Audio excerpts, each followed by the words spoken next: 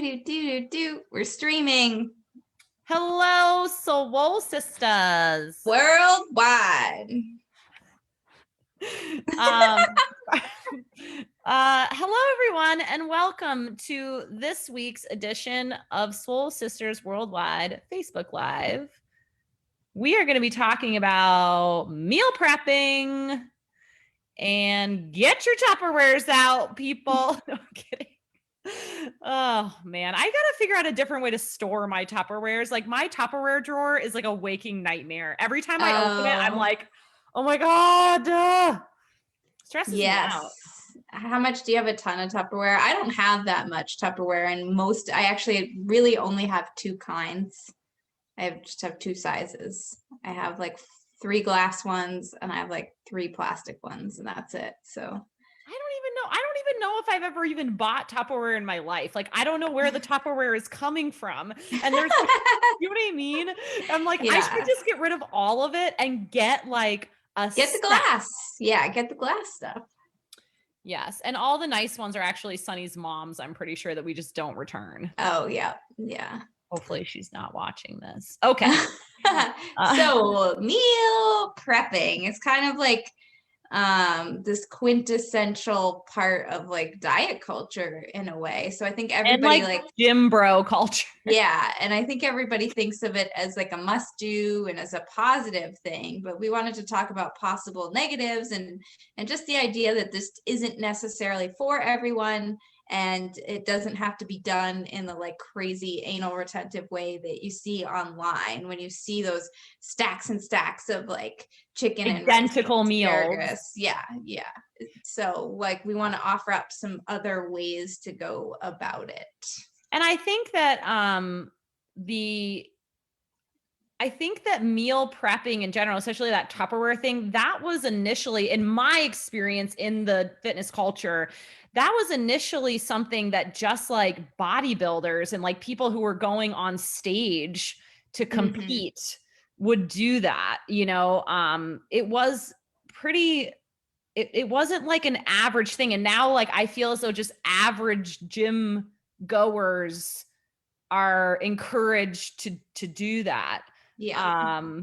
So yeah, it's kind of interesting the way that it's become prolific. I also think that visually, like you said, there is this visual aesthetic to it that makes it it's like appealing to our eyes. So with Instagram and these visual platforms, I think that it kind of became popular because I mean, I think I've done it where you have this like green and then like orange and red beets and then like the meat, and it looks kind of beautiful in a way, almost like a piece of art or something. So I think it became popularized partially just because of social media.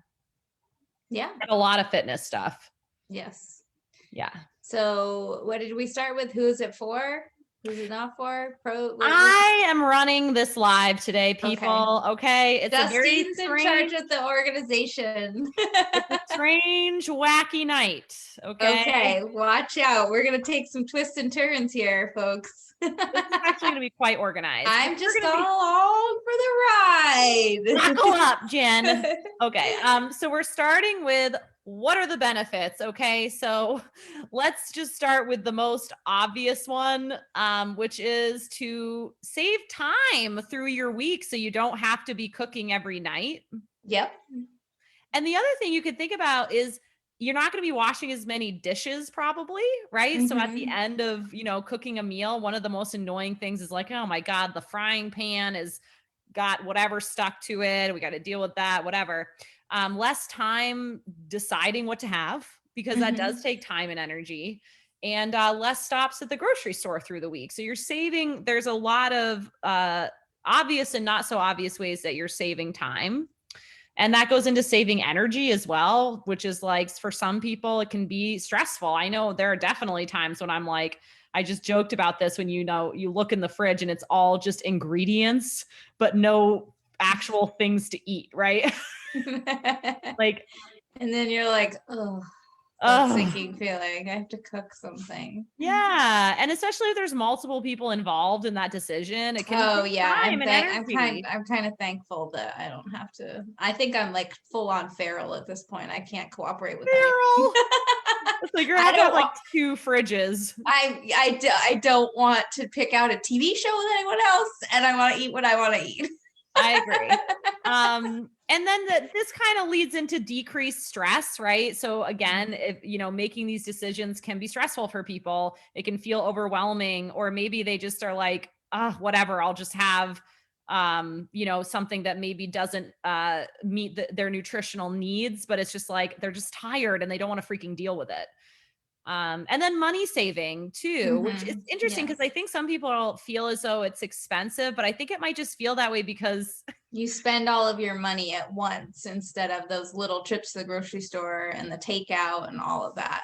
yeah. But if you Yeah. think about it, a lot of times you can buy, if you're going to be cooking for the whole week, you can buy ingredients in bulk, and you can also freeze a lot of things. Like if you make a chili or whatever, you can freeze it. So ultimately I do think that it probably will save most people money. And the other obvious way it's going to save you money is you most likely won't be having, like Jen said, like stopping for food, eating as much takeout.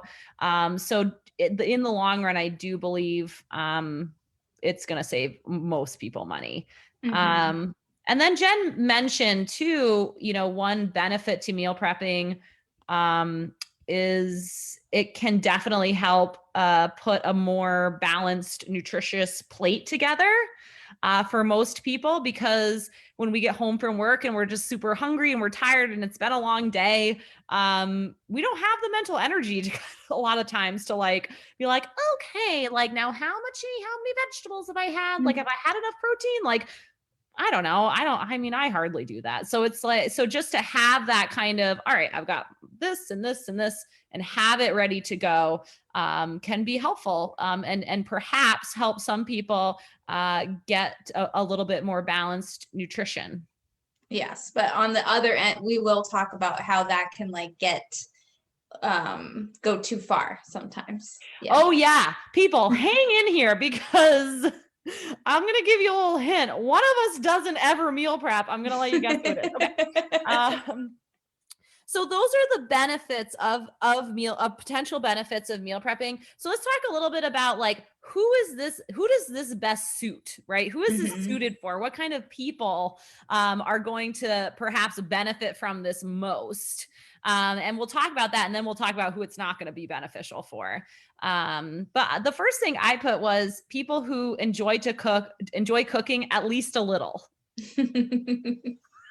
Right? Like, but then it could go the other way. Like maybe you hate cooking, so you're like, I'd rather get it out of the way all at once. Yeah, there's a little bit of that. And then that is just like, is the juice worth the squeeze? Like, is it worth is it worth it to you? Like, you like the benefits of meal prep enough to sacrifice that time? So I guess that would be a give and take if you don't like to cook. Jen, it just reminds me of like everything really comes down to that. Like, it's just a risk reward or benefit reward. What am I trying to say? Benefit and reward is the same thing. God damn it, Jen. This is when you're supposed to step in. I was waiting for you to then be like, I think you mean this. But this idea of like, cost benefit analysis. There we go. Got it. Yes. Nailed it. Which is sort of what we're always talking about, right? It's like we talk about, it's like when we talk, with diet culture, it's like, yeah, okay, fine. Like maybe somebody, would benefit from this amount of weight loss, maybe, but is it like worth them, having all of these other issues in their life? Like it's not, right? So I think it's just important to come back to that all the time in your life. Like, look at what's happening. Is it worth it? Yeah. And I mean, that is the biggest thing, is like you deciding what's best for you instead of letting diet culture decide what's best for you. Exactly. So, yeah, you got to enjoy cooking probably a little bit. People that don't need a lot of novelty or spontaneity in order to enjoy their food.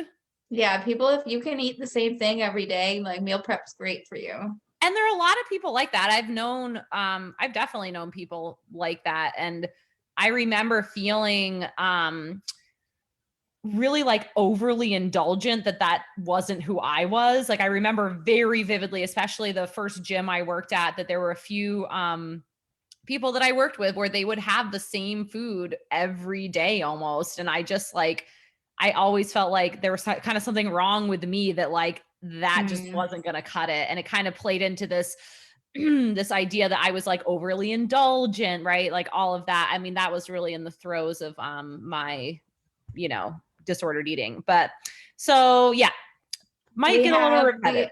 We have Michelle Miller. Time seems like a zero-sum game.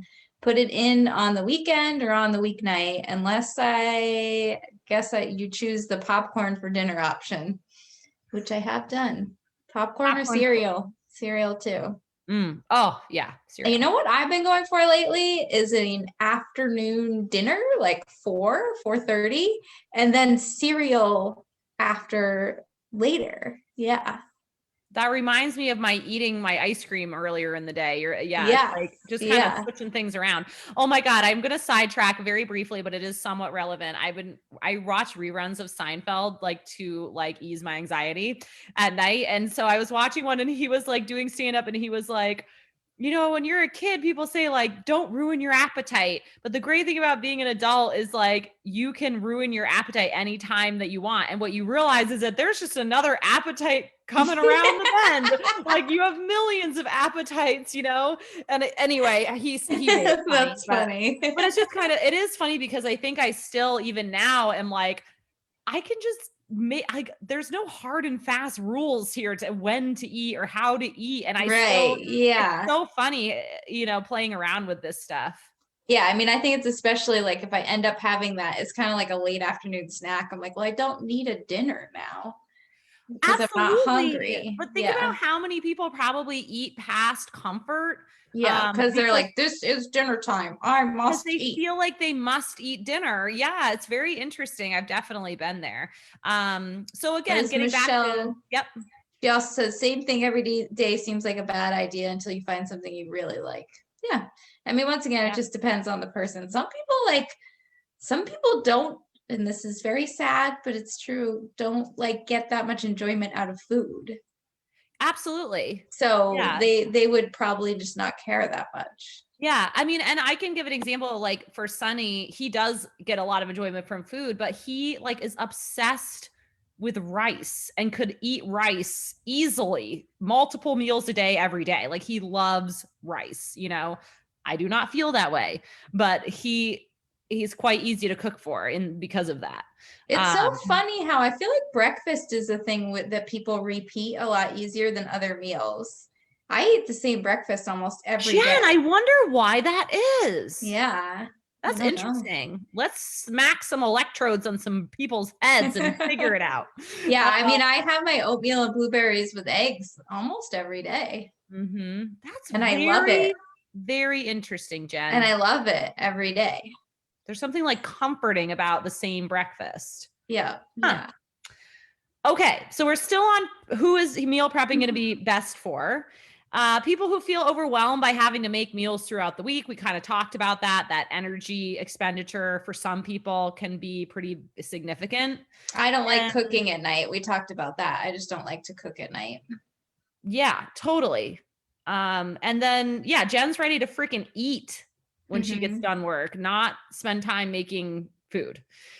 People who struggle, we talked about this a little bit, struggle to get a variety of macro or micronutrients into their meals, right? So if you're feeling, taking a look at things and you're not getting enough protein, that would be a great one to just have that ready to go in your fridge so you can sprinkle that grilled chicken onto like your mac and cheese or onto a salad or into rice or whatever the case may be. So that's, I would say, people who it is going to be really beneficial for. So let's get into people that it is not probably going to work for. And these are all have double edges of the sword. Two sides to the coin. God damn it. Okay. We're not at our best in the evening. Guys, it's so dark. And it was so warm today. It was like a very weird day. It was a great day. I'm thankful for how warm it was, but I feel like my body's confused. It's like summer, like It was very weird. But then I like almost slipped and died on ice. So like it was hot, but then almost also broke my leg slipping on ice. So like it's a very confusing time.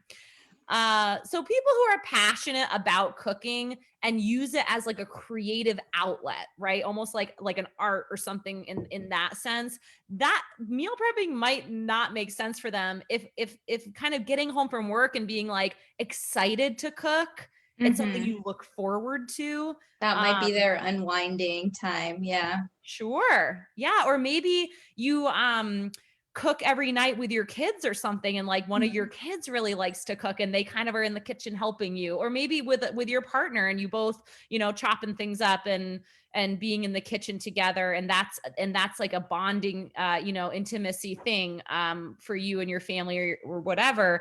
Then maybe meal prepping isn't for you, because you might lose that if it's like, oh, it's all ready and we'll just sit down and have it. Yeah.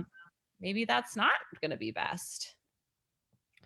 And then, yeah, too busy to carve out the time on the weekend. You might just not want to spend, right? Like a Sunday spending.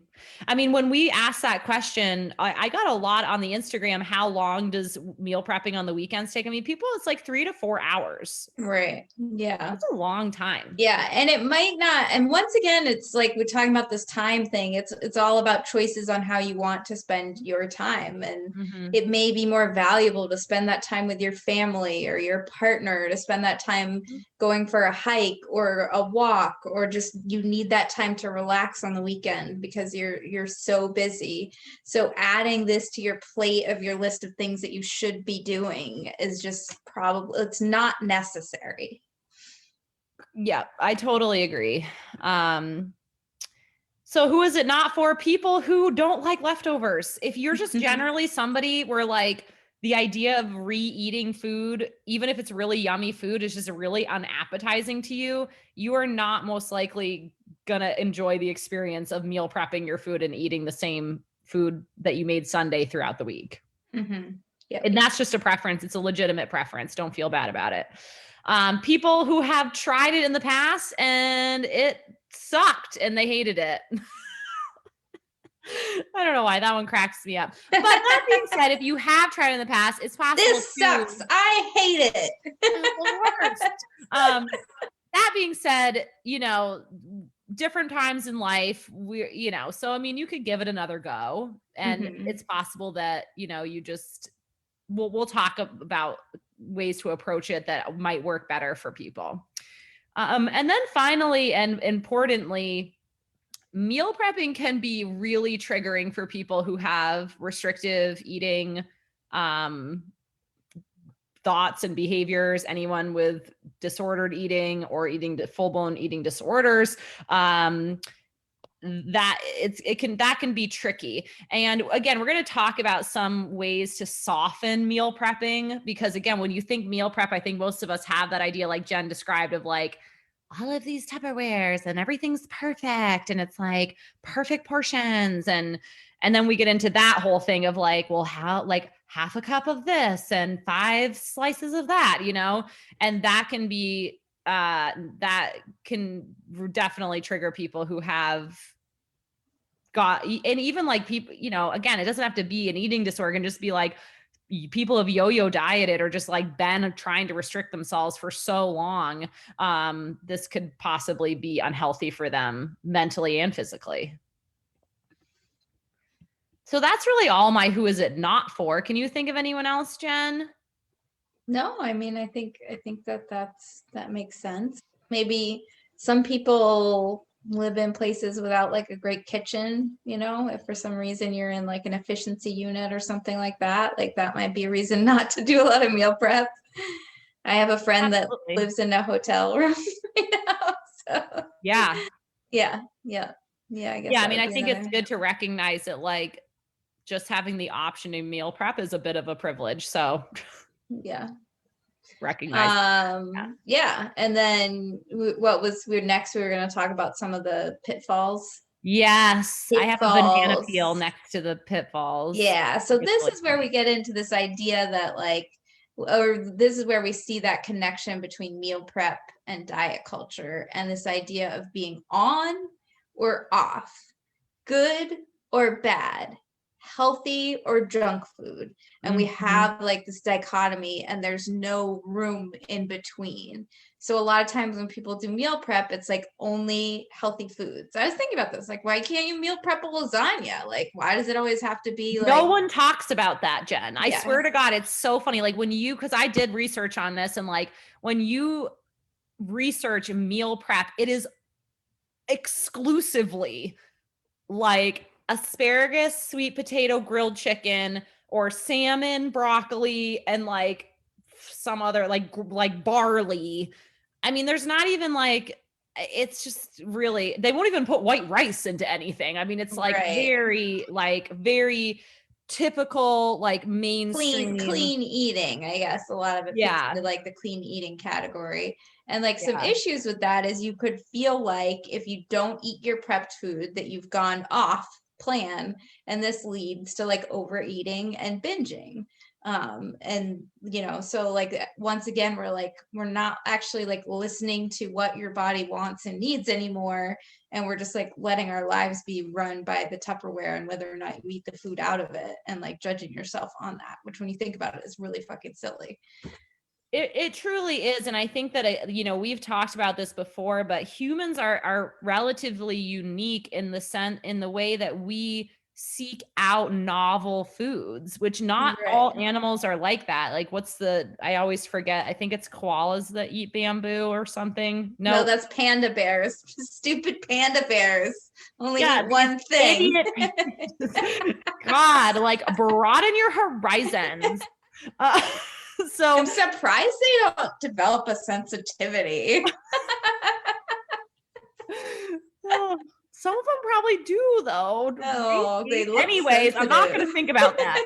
These like, so as a species, that we're unique in that, and that is like one of the beauties in life, is that we have a curiosity around food and we crave a variety of foods.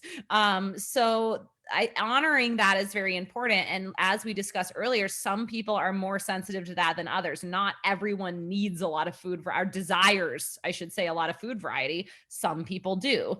And I think in the fitness and diet culture world, the people that don't mind having the same food all the time are somewhat seen as like tougher or like more Right. Yeah. dedicated. Food is fuel. It takes away the like food is Exactly. Food is pleasure. Yeah. fuel. Exactly. You know, it's funny because I actually think that I prep food because I want to have choices. So Mm, I have processed food, I have pizza, I have mac and cheese, I have those things. But like because they're around all the time, I'm not always constantly going to them. And like yeah. this is an example of like letting those foods back into your house. Like there are a lot of times where I'm like, I want some freaking vegetables. So like I need to have those cooked. So like the meal prep actually helps open up my options for me. And like Yeah. sometimes, yeah, it is pizza, but other times it is like chicken and green beans. So I think that's a really good point. I think that that segues nicely into meal prepping does not require portioning out your food. yeah. So that's really important to know that, Like especially a lot of, how do you know what you're gonna want to eat on Tuesday? Like how do you know that I already? know it's like, all I can think of is like people who have like the underwear that says the days of the week. I don't know why, but like that's what comes to mind. Which it would drive me crazy to actually switch up underwear with the wrong days of the week. And that is why I don't have those underwear, because I would be perturbed. We Um, don't want you perturbed. no one would know why. I'd just be walking around. People are like, what is your problem? We'd be like, stupid Wednesday underwear on Friday. No. Yeah, just the thought of it like agitates me. So yeah, it does. And essentially a lot of people are eating at home because we're working from home. I understand that if you're going to work, like you're like, well, what do you mean? I need to like put things in a to-go container of some kind.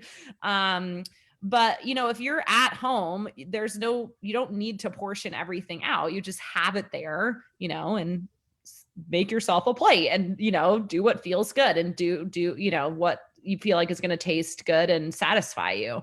And I think that Jen touched on the fact that one of the pitfalls of meal prepping is not listening to your hunger and cravings. And that can get problematic because I remember, oh, how many times did I like really, really want a bowl of cereal? But I was like, that's unhealthy. So I would eat a healthy, quote unquote, meal, whatever I thought that was. And yet I would still be completely fixated on the goddamn cereal. And I probably would just have had the cereal anyways. You know, I mean, and that is what we call like this difference between, you know, food is not just fuel. And that's one of the beauties of being a human is food is like one of the lovely things that we get to enjoy while inhabiting our, you know, our bodies. You know what I mean? It's like, it's a gift. So, and not a burden. So let's move on to the meal prep tips. Do you have any tips off the top of your head before I get into this list? Tips off the top of your head. Oh, tips off the top of your head. Oh, okay. So Michelle Miller, I've never watched The Big Bang Theory, but she was mentioning Sheldon, who I do know who that character is on The Big Bang Theory, but he has meals for different days of the week. So are they different each time? Oh God, now I'm gonna have to look yeah, he must. I can imagine that. Tips. So things that I think that like I do tend to like to make sure that I cook some protein and some vegetables. And then I use those to like supplement other things that are cooked really quickly. So this afternoon was a great example. I played some tennis and I got home and I was like, I want some frozen pizza. So I put the frozen pizza in the oven and I had chicken thighs and green beans. So I actually had some frozen pizza with the green beans and chicken thighs. So I was able to like have kind of a balanced meal by doing that. So that's a great example. Yeah. So this actually perfectly goes into what's top of the list, which is you don't have to prep every single part of the meal. Mm-hmm. And in fact, it might be very beneficial to just have one or two things that you have ready to be mixed in with other things that are a little bit easier to cook. And protein and vegetables, I think, are a great example of that. I mean, I tend to be the opposite where I have like I just like cook a huge thing of pasta or rice. I think I usually do. I usually have some rice around too. Yeah. I usually do up some rice. I really like to have the like chicken sausage I forget the brand, but the alfresco ones. Yep, I like those. And you just chop them up and like they're already cooked. Yeah. They're already cooked. It's just so easy. Anyway, so that's a great one. And then choosing foods that get better with time. Mm-hmm. Because that I do feel like it's not a rookie mistake. I don't want to put it that way, but some foods are just going to be yummier. Like soups get better. Yeah, chilies. Yeah. Anytime I've made like a big thing of like meat sauce. I love meat sauce over pasta. Mm-hmm. It's like one of my favorite meals. That definitely gets better. And yeah. Oh no, go ahead. And then some that don't are going to be like, I don't know, like some fruits. I tried to at one point do like a fruit parfait in advance. And some people might not mind, but like I did not like that. I think pretty much anything raw, really. Like unless you want to like pre-chop some stuff, that's not a bad idea for salads. Yeah. Some people aren't as, and that's the thing. Everybody like some people aren't as affected by texture. Like I'm a huge texture person. So when I would try to be like, oh, I'm going to pre-make this yogurt parfait, and then like the granola was kind of soggy, like it just was not. I was like, I really did not enjoy that at all. So Michelle Miller as tips for vegetable prepping. So for me, pretty much all my vegetables are getting roasted. Oh yeah. Yeah, or air fried now. I don't Air have fry that. the Yeah. heck out of things. Yeah, so I just roast everything. I don't like the way that boiled vegetables taste. The exception, something that I would make in advance, which I love, is frozen peas. I would cook those, and those just go really well in anything. So that's like a great veggie to have for like towards the end of the week when you're just like, I don't Jen know. turned me on to frozen peas, and we put them in so much stuff now. Yeah. So sometimes I'll cook a whole bag of that and I'll have that in advance. And then I roast green beans. I roast broccoli most weeks. Carrots. Like I love the root vegetables. I love roasted cabbage. Yeah. Oh, that's a good idea. I have It cabbage gets and sweet. yeah. I think that's the nice thing about roasting is it does bring out the sweetness. Yeah, And cauliflower. Dude, I thought I didn't like cauliflower. Honestly, for almost my whole freaking life, I was like, I just don't like this. I really did not. And the roasting the cauliflower, with Parmesan. And then another thing I think people do is they don't season stuff. They're like afraid of salt. Don't be afraid of. Who's afraid of salt? I don't know. Crazy. I don't know if you noticed in my cooking videos, but there's salt going into like every step of the process. I think also it just depends. Like I grew up in I'm half Greek, and so we had feta cheese with like every single thing that right, which is super ate, salty, which is really salty. Yeah. So I think with the veggie once you get that oven up to 400, like 2 pans of vegetables can go in there, and it's relatively doesn't take much time. Like I like green beans because you don't even have to really cut them. There's not like a ton of prep that's needed. Yep. Great advice. That would be my veggie advice. Yeah. So moving a few more tips here. We talked about this one a little bit, but stay flexible. Perfectionism is the killer of not just joy, but also consistency.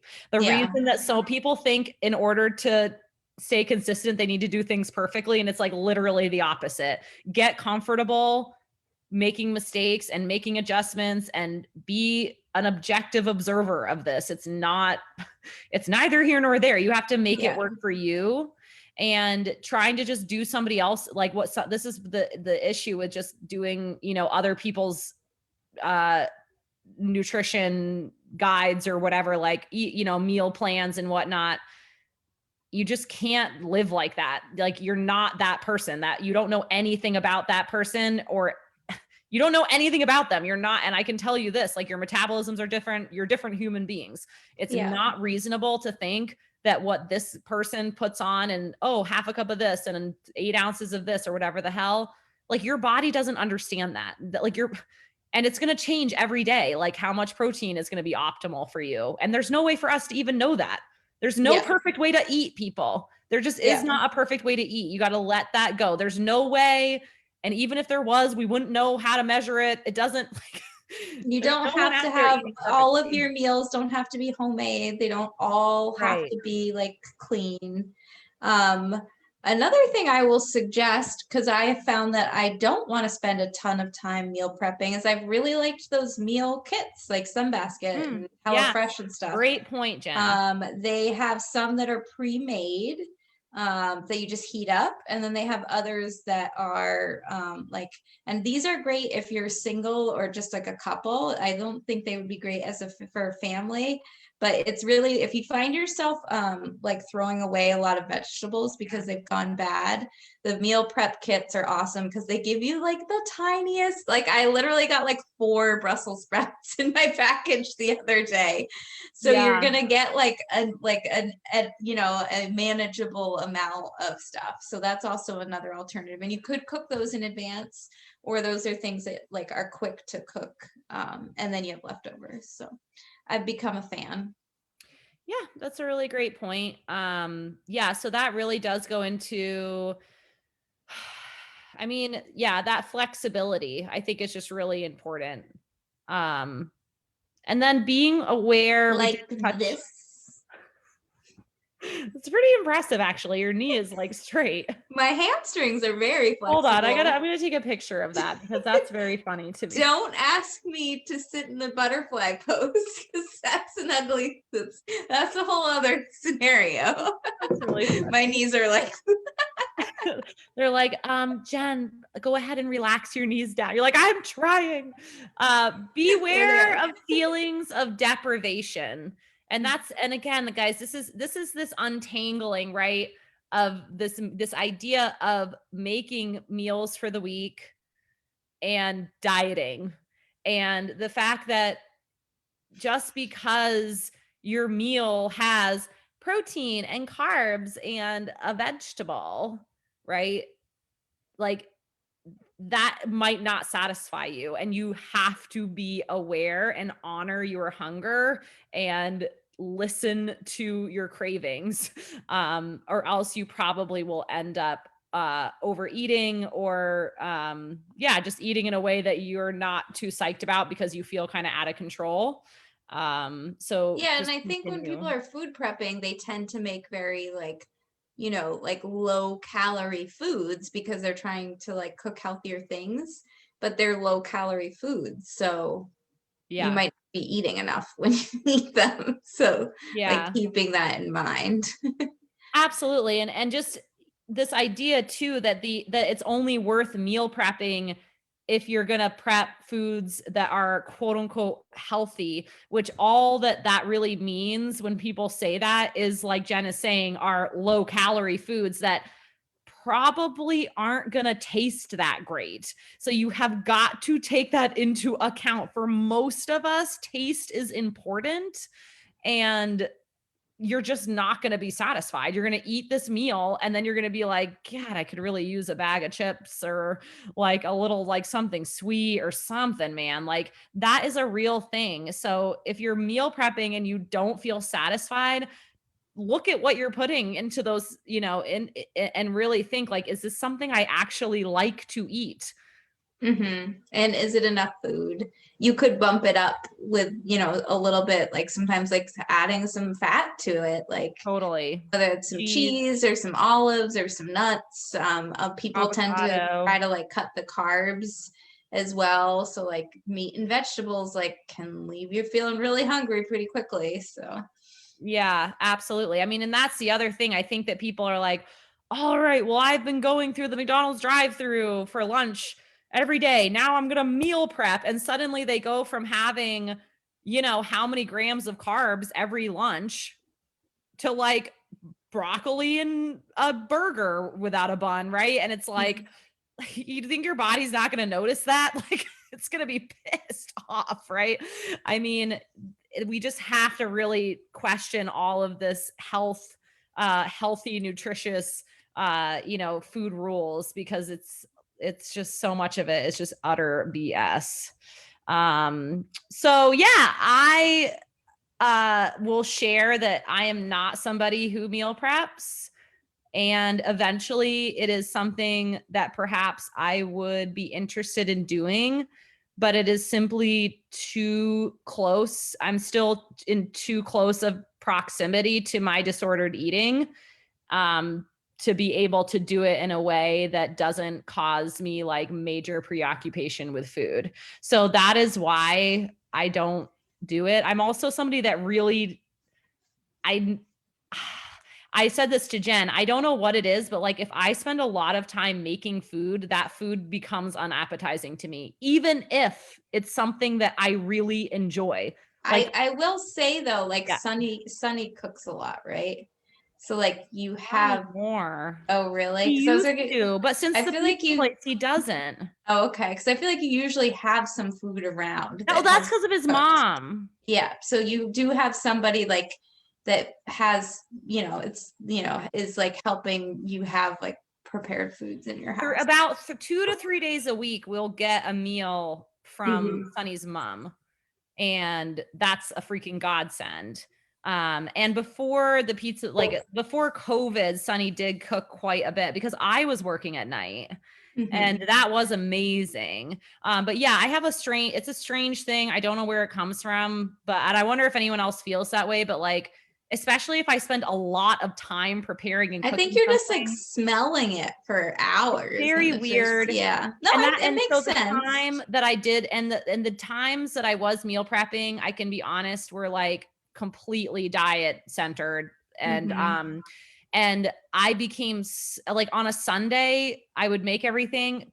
To be honest, by like Tuesday morning, I was like, I cannot eat this. Like it became incredibly unappetizing. And again, it could have been just because at the time I was trying to eat healthy and I had all my diet foods that I was making for myself. So that could be what it was. And now it would be different. But again, I'm just a little too close to all of that still.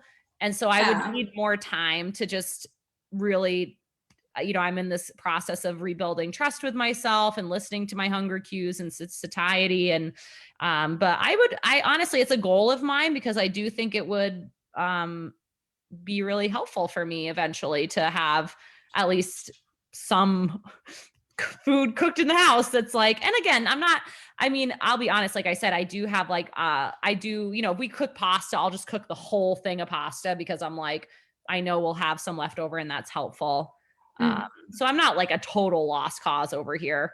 But I think that idea of like knowing yourself and not fighting it, and finding a way to make it work is Yep, I'm important. totally aware that my eating is chaotic. Like I am full on eyes wide open about that.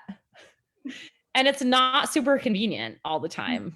But it's just like I the phase think where I'm we in. run into issues is when you're playing tennis or pickleball, and there's Yes. not having it something ready beforehand or after. Yes, There totally. is And an then I end up at element. Cumberland Farms eating their breakfast The enchiladas, lollies, empanadas. empanadas, which I didn't know what that was. Yeah, They're deep yeah. fried. And listen, We there's used to nothing have wrong. those street food in Chile after the bars got out. They're So probably good. a lot more delicious there than at the Cumberland Farms. Were you burping those up into your mask or what? That's the worst part about wearing a mask and playing tennis. Sometimes I make food choices and I'm just like, why did I do that? I am offending myself. Taco beef was not great today. Yeah, they were bad. It's just I didn't know they were deep fried and and that's fine, but like heavy fat before like moving around. Yeah, because it doesn't digest quickly. Yeah. No, it does not. So for me, it's just an example of I know where I am at. I do not expect to be here forever. I do strongly believe that I'm like moving through something towards something else. And I know that my tastes and my preferences and my lifestyle is going to continue to change and evolve like throughout my whole life. And so I'm not married to like, I don't food prep and I'll never, I just like right now, it's just not something that I do. And someday I probably will do it more. Yeah. That's it. Yeah. And I will say that I don't always meal prep. I don't like to spend like 2 hours on a Sunday doing it. I'm like kind of over that. But I might try to like make like if the oven's on for something, I might try to like cook some other stuff at the same time. So I don't have a ton of patience for it anymore. Yeah. I'm way into those like Tasty Bite things. I can get them at Costco. They come in like 8-in-1. They're like lentils. Oh, nice. I have no idea what you're talking about, but because They have like different kinds I won't of go like, I won't go to Costco. I try not to, but they do have some good stuff for especially. Oh no, it sounds great. Just like the carts are so big and people are so slow. Yeah, it's the people. They have like those like long, what do they call it? It's not a cart, it's like a pallet thing. Oh, Jesus. Just like normal people with a pallet. Buying food by the pallet. Sounds great. Oh my God. All right, everyone. Well, of course, we try to wrap this up with a bow, but there's so much more I'm sure we could have talked about. So if there are questions that you have, we'd be happy to answer them. And let us know your experience with meal prepping. Do you do it? Do you like it? Do you want to try it? All those things. Let us know. We're interested in you. We find you fascinating. We do. We do. We want to know. Similar to how I'm sure you think of us. Yes. We are fascinating.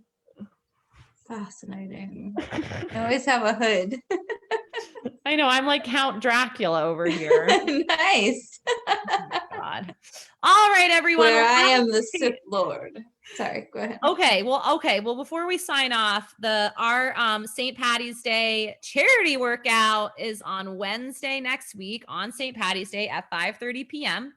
All donations for the class are going to CHAMP, the Champlain Adaptive Mounted Program, which is located in South Hero, Vermont. And it is a freaking awesome program where people with different kinds of cognitive or physical challenges can go and ride horses as a kind of therapy. And horses are so healing. Their presence is freaking magical. And we cannot allow organizations like this to go under in the time of COVID, right? Yes, like, they have not been able to give lessons through this for this whole year, basically. I think they're hoping to get back to it this summer. Yes. Yeah. And yeah, I think we just forget, like small businesses suffer and therefore like nonprofits suffer because it's hard for people to be generous, as generous perhaps.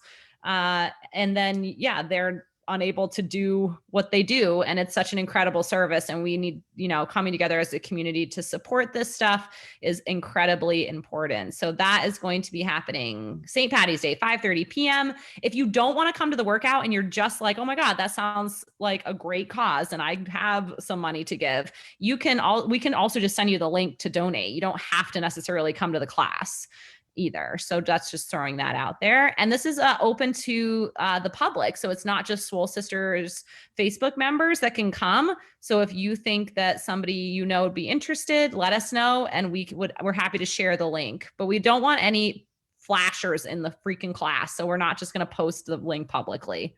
Yeah. We don't want any pervos. Unless it's a hot flasher. No. It was a joke. It was a joke. Sorry. All right, everyone. We will talk to you next week. Goodbye.